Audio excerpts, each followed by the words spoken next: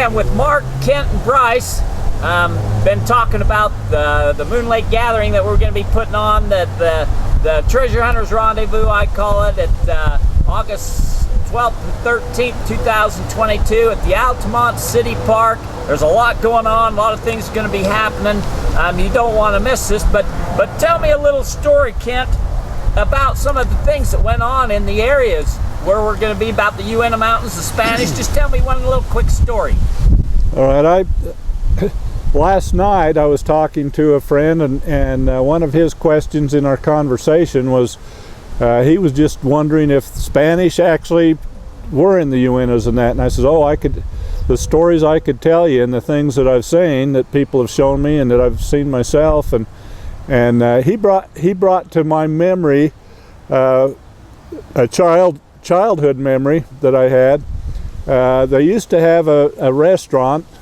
It was called Current Creek Lodge. It was up just ways west on the highway, up by Past Strawberry. Yeah, if you were at Strawberry and you were heading east, heading towards Vernal or Duchesne or whatever, east from Strawberry, you'd just go up over the mountains just a little bit from Strawberry, and a few miles up there was a gas station and a restaurant and that.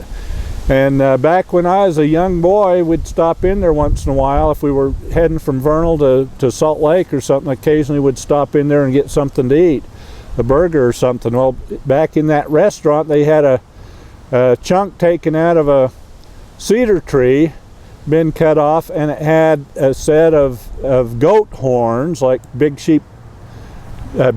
sheep or mountain goat or something, more like bighorn sheep, yeah, kind of.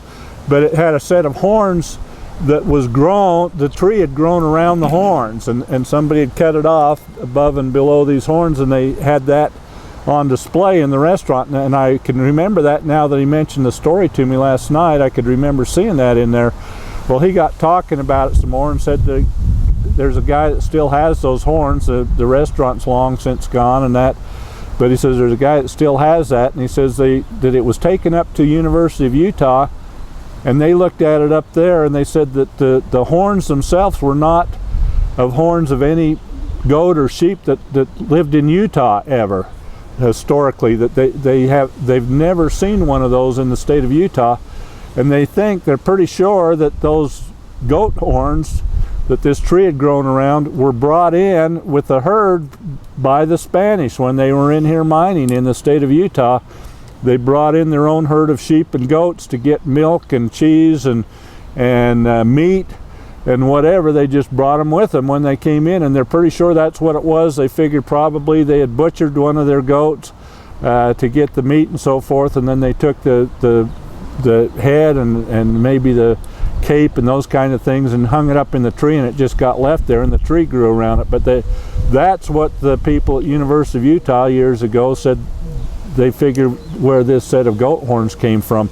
But there's lots of things that point to and prove that the Spanish were here in the UNOs, and lots of people looking for those mines and so forth, line our pockets with gold. I have a lot of people volunteer to help me load up my pickup truck full of gold bars when I want to do it, and I think I've probably got that list is about full, but still waiting to do that. So I know the person who owned that lodge, who owns that, and his dad found that, and then there's a Spanish treasure story that goes along with that. Those horns, that was near a Spanish mine, near a Spanish cache, and the location of that, and they're not divulging it, but that's where they've been looking, because there was something went on there. So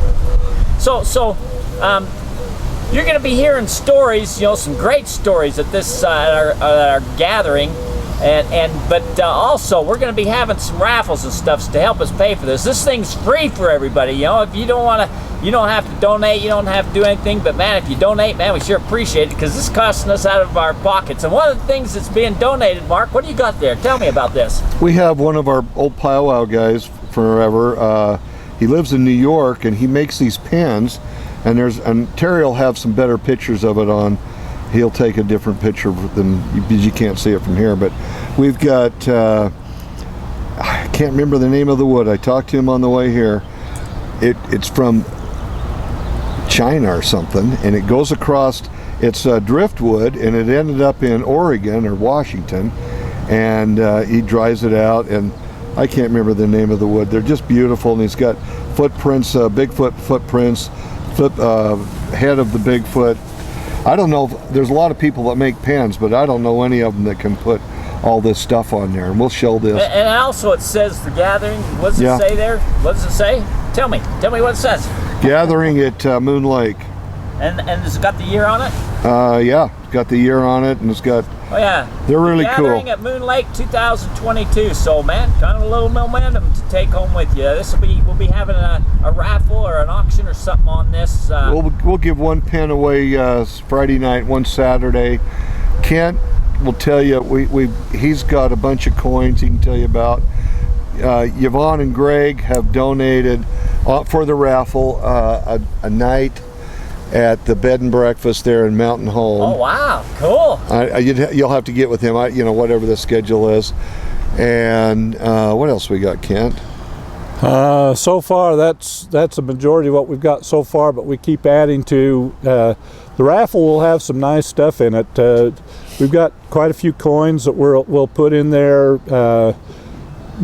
All of the coins are older. We also have some silver pieces. The price of silver and gold now, 1 ounce pieces of silver are worth anywhere from about $32 and up, depending on what you get. An ounce of silver can go anywhere from about $32. I have ounces of silver that are going for nearly $1,000 an ounce now, depending on what they are. Those are actual Spanish pieces of silver, and when you can document them, which I've got documented silver pieces from the Spanish, obviously increases the value a whole bunch. That same 1 ounce of silver is now worth nearly $1,000. So if you get it in a cob coin, a piece of 8, or those kinds of things, and so we'll probably have some of those, not for the raffle, some pieces of 8, but I'll probably have them there to show people that want to see them, and I'll be telling some of the stories about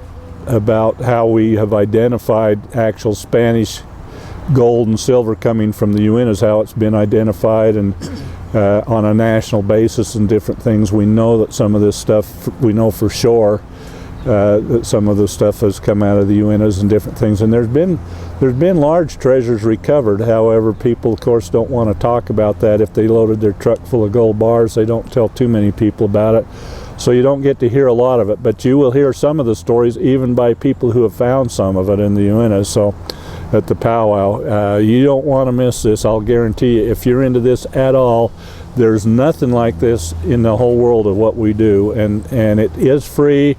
It's not free to us. We spend a lot of money doing it, and we plan all year long to put these on. We have people calling us all year long wondering if we're still doing it and when we're still doing it and when it's going to be and so forth, and so far we're still doing them. If we can at least break even with donations and that's the only way we pay for this, is with donations. So bring some money, participate with us. We'll try to give you some things to spend your money on that will help us to finance this so we can continue doing it.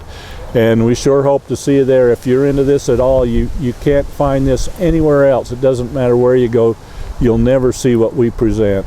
So I just want to say, the Uinta Mountains are unique. There's a unique kind of treasure situation, stories going on here, and people from all over the country have come out here searching for these Spanish gold mines. And one person, was the Fisher family, Mel Fisher, who found the Atocha off the coast of Florida. Found that billions and billions of dollars worth of treasure out there.